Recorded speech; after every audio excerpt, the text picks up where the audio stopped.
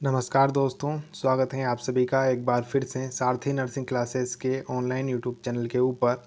जहां पर आज के वीडियो लेक्चर में हम डिस्कस करने वाले हैं एक बहुत ही इम्पोर्टेंट डिजीज़ के बारे में, जिसका नाम है टॉन्सिलाइटिस, जो कि एक प्रकार की थ्रोट यानी गले की बीमारी होती है, डिजीज़ होती है, जो कि थ्रोट इन्फेक्शन के कारण होता है।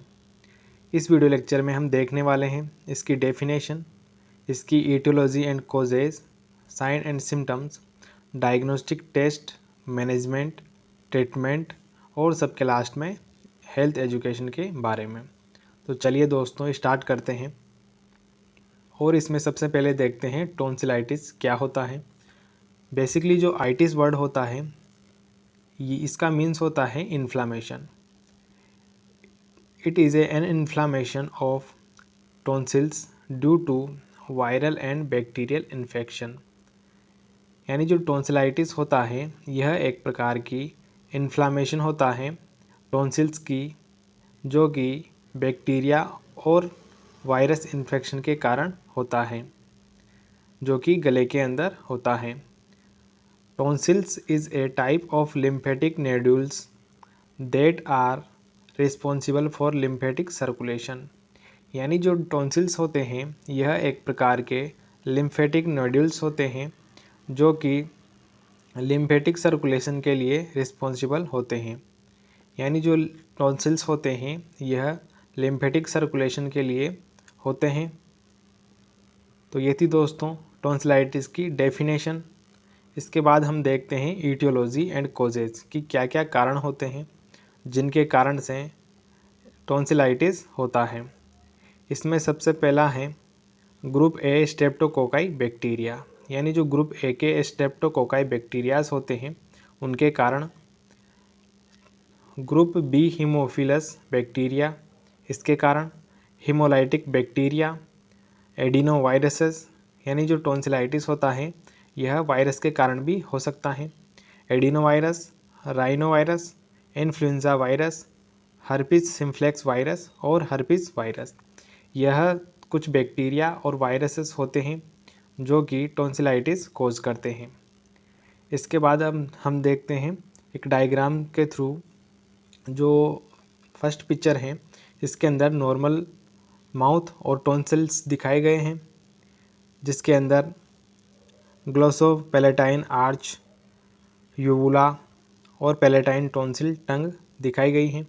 इसके बाद सेकंड पिक्चर में बैक्टीरियल इन्फेक्शन के कारण टॉन्सिलाइटिस होता है, जिसमें स्वेलन यूवुला यानी जो यूवुला होता है उसमें इन्फ्लामेशन और रेडनेस देखने को मिलती है। Red swollen tonsil, white spot जो टॉन्सिल्स होते हैं उनके ऊपर बैक्टीरियल इन्फेक्शन के कारण वाइटिस स्पॉट नज़र आते हैं।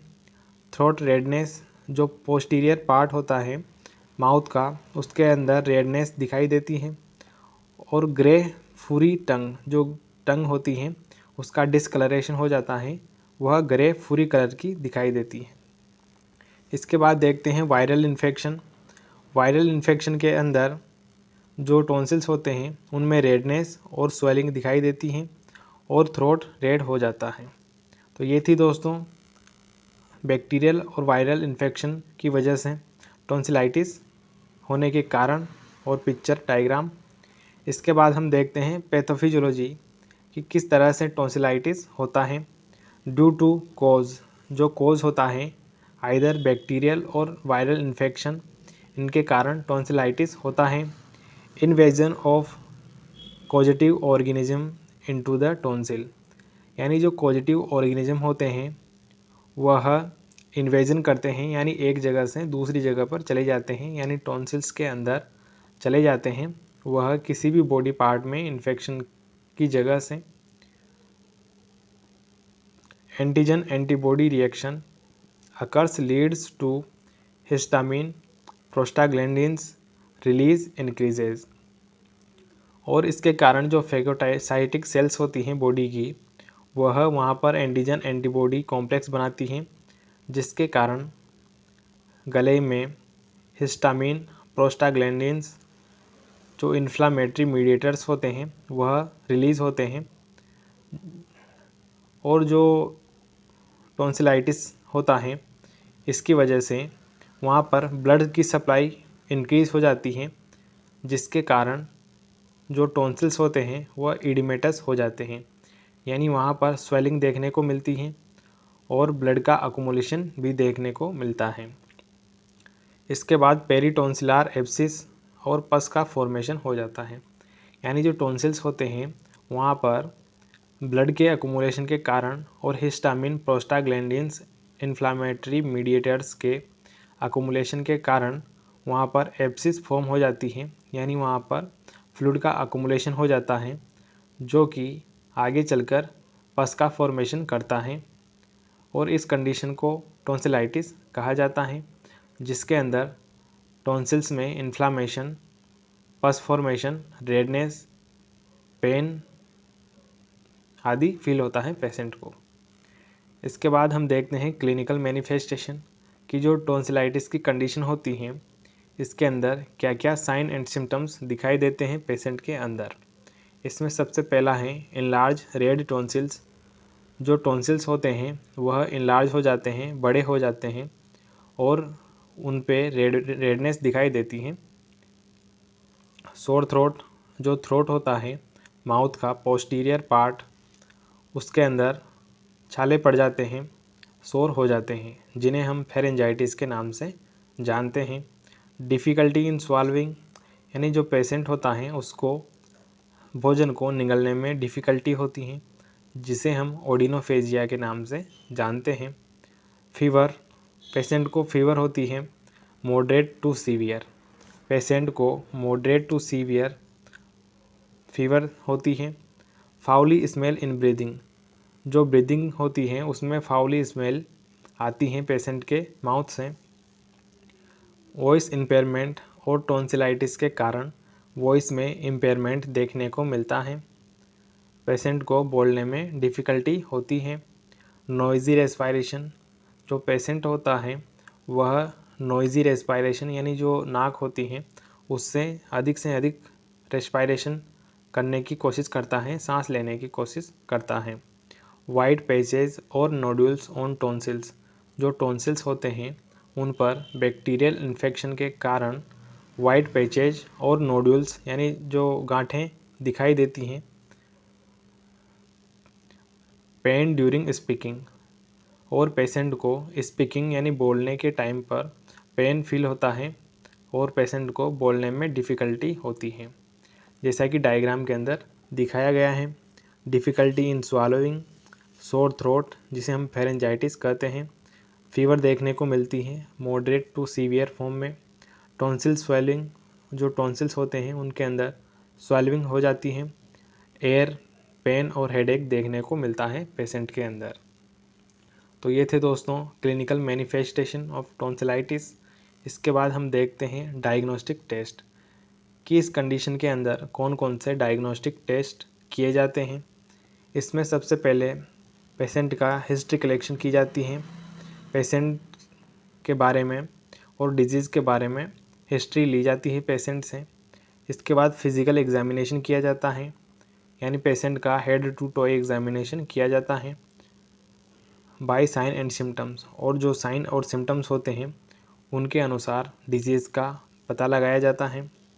थ्रोट स्वाब कल्चर, यानी जो स्वाब लिया जाता है थ्रोट के थ्रू, यानी जो एक स्टिक होती है कॉटन स्टिक, उससे माउथ में कल्चर लिया जाता है। इसके बाद स्पुटम कल्चर, पेशेंट का स्पुटम लिया जाता है, ईयरली मॉर्निंग सैंपल लिया जाता है और उसका एग्जामिनेशन किया जाता है। सीबीसी यानी कंप्लीट ब्लड काउंट किया जाता है, जिसमें डब्ल्यूबीसी ईएसआर की वैल्यू बढ़ी हुई दिखाई देती हैं, जो कि इन्फेक्शन को इंडिकेट करती हैं। एक्सरे, जो माउथ होता है टॉन्सिल्स उनका एक्सरे कैरी आउट किया जाता है, जिसमें नोडुल्स दिखाई देते हैं एक्सरे के अंदर, जो कि टॉन्सिलाइटिस को इंडिकेट करते हैं। इसके बाद देखते हैं मैनेजमेंट एंड ट्रीटमेंट कि जो टॉन्सिलाइटिस होता है इस कंडीशन के अंदर क्या क्या ट्रीटमेंट और मैनेजमेंट किया जाता है। इसमें सबसे पहला है antibiotic therapy if bacterial infection present. यानी जो बैक्टीरियल इन्फेक्शन होता है उस कंडीशन के अंदर पेशेंट को एंटीबायोटिक थेरेपी प्रोवाइड की जाती है, जिसमें पेनिसिलिन, अमोक्सिसिलिन, अमोक्सिक्लेव, सेफ्ट्रियाजोन, नेफ्रेक्सोन इस तरह की एंटीबायोटिक दी जाती है। इसके बाद एंटी एलर्जिक मेडिकेशन, जिसमें लियोसिट्राजिन, सिट्राजिन, हिस्टामिन आदि टैबलेट और मेडिकेशन प्रोवाइड की जाती है। एंटीपायरेटिक और एनाल्जेसिक्स, यानी जो फीवर होती है उसके मैनेजमेंट के लिए एंटीपायरेटिक मेडिकेशंस और पेन के रिलीव के लिए एनाल्जेसिक्स प्रोवाइड की जाती हैं, जिसमें एसिटामिनोफेन, पैरासीटामोल और आइबुप्रोफेन जैसी मेडिकेशंस शामिल होती हैं। एंटीवायरल मेडिकेशन दी जाती है, जिसमें एसाइक्लोविर होती है, जो कि वायरल इन्फेक्शन के अंदर दी जाती हैं। तो ये था दोस्तों टॉन्सिलाइटिस का मैनेजमेंट और ट्रीटमेंट। इसके बाद हम देखते हैं सर्जिकल मैनेजमेंट। इसमें सर्जिकल मैनेजमेंट के अंदर सर्जरी टॉन्सिलेक्टोमी कैरी आउट की जाती है। सर्जिकल रिमूवल ऑफ टॉन्सिल्स, जो टॉन्सिल्स होते हैं इन्फेक्टेड टॉन्सिल्स, उनको रिमूव किया जाता है। इंडिकेशन ऑफ टॉन्सिलेक्टोमी, यानी जो टॉन्सिलेक्टोमी सर्जरी होती है वह कौन कौन सी कंडीशन के अंदर की जाती है।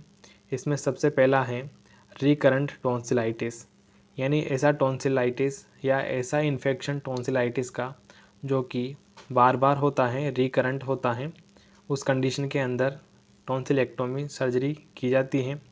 एब्सिस अराउंड टॉन्सिल्स, जो टॉन्सिल होते हैं उनके अराउंड पस का फॉर्मेशन हो जाने की कंडीशन में भी टॉन्सिलेक्टोमी की जाती है।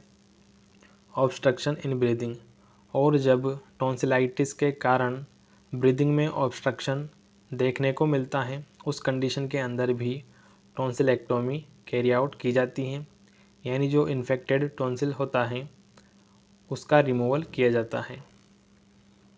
इसके बाद हम देखते हैं एक डायग्राम के थ्रू जो टॉन्सिलेक्टोमी होती है उसके अंदर इन्फेक्टेड टॉन्सिल को रिमूव किया जाता है। इसके बाद हम देखते हैं नर्सिंग मैनेजमेंट कि सर्जरी के बाद में और पहले कौन कौन से नर्सिंग मैनेजमेंट किए जाते हैं नर्स के द्वारा। Explain patient about the disease and it's management, सबसे पहले नर्स के द्वारा पेशेंट को डिजीज़ के बारे में और इसके मैनेजमेंट के बारे में बताया जाता है, एक्सप्लेन किया जाता है। एक्सप्लेन अबाउट सर्जरी, और क्रोनिक कंडीशन के अंदर टॉन्सिलेक्टोमी की सर्जरी के लिए उसे एक्सप्लेन करना होता है नर्स को। Provide pre and post operative care to patient, और नर्स के द्वारा सर्जरी से पहले और सर्जरी के बाद नर्सिंग केयर प्रोवाइड करनी होती है। Assess the patient NPO status, यानी नील पर ओरल, पेशेंट को सर्जरी से पहले एनपीओ रखना होता है। मॉनिटर वाइटल साइन प्रॉपरली, और जो सर्जरी के पहले और सर्जरी के बाद में वाइटल साइन को मॉनिटर करना होता है। असेस पेशेंट रेस्पायरेशन पैटर्न, और जो पेशेंट होता है उसका रेस्पायरेशन पैटर्न असेस करना होता है कि वह रेगुलर है या इरेगुलर है उस कंडीशन के अंदर। Provide patient psychological support, patient को साइकोलॉजिकल सपोर्ट प्रोवाइड किया जाता है नर्स के द्वारा। Explain about post surgical complications, और पेशेंट को प्री ऑपरेटिव केयर के अंदर पोस्ट ऑपरेटिव सर्जिकल कॉम्प्लिकेशंस के बारे में एक्सप्लेन भी किया जाता है और नर्सिंग मैनेजमेंट किया जाता है नर्स के द्वारा। इसके बाद हम देखते हैं पोस्ट ऑपरेटिव केयर, यानी जो टॉन्सिलेक्टोमी सर्जरी होती है इसको कैरी आउट करने के बाद क्या क्या नर्सिंग मैनेजमेंट किया जाता है पोस्ट ऑपरेटिव केयर के अंदर। इसमें सबसे पहला है चेक द ब्लीडिंग साइट और सर्जरी साइट, जो सर्जरी साइट होती है उसे असेस किया जाता है और वहाँ पर ब्लीडिंग को चेक किया जाता है। चेक द ब्लीडिंग कलर, और अगर सर्जिकल साइट से किसी भी तरह की ब्लीडिंग होती है तो वहाँ पर उसके कलर को असेस करना होता है, जैसे कि ब्राइट रेड या लाइट रेड कलर जो कि ओल्ड और न्यू ब्लीडिंग को इंडिकेट करता है। मॉनिटर वाइटल साइन, पेशेंट के मॉनिटर करने होते हैं vital sign. Provide comfortable position, patient को कंफर्टेबल पोजीशन प्रोवाइड की जाती हैं। मेनली जो टॉन्सिलेक्टोमी होती है सर्जरी के बाद पेशेंट को प्रोन पोजीशन प्रोवाइड की जाती है, जिससे कि पेशेंट को एस्पायरेशन से प्रिवेंट किया जा सके। Use alkaline mouth wash and warm सेलाइन solution, और पेशेंट को माउथ वॉश के लिए एल्कलाइन माउथ वॉश और वार्म सेलाइन सजेस्ट किए जाते हैं। ए लिक्विड और semi liquid diet given for patient after 8 hours, और सर्जरी के बाद में लिक्विड और सेमी लिक्विड डाइट प्रिस्क्राइब्ड की जाती हैं आफ्टर 8 आवर्स, यानी सर्जरी के 8 घंटे के बाद में। अवॉइड स्पाइसी हॉट और एसिडिक फूड, और पेशेंट को स्ट्रिक्टली अवॉइड करने होते हैं स्पाइसी हॉट एसिडिक फूड्स। इन सभी को रेस्ट्रिक्ट करना होता है, अवॉइड करना होता है। इसके बाद हम देखते हैं हेल्थ एजुकेशन कि टॉन्सिलाइटिस के अंदर क्या हेल्थ एजुकेशन प्रोवाइड की जाती है पेशेंट को। Educate patient about oral hygiene, patient को ओरल हाइजीन के बारे में एजुकेट किया जाता है।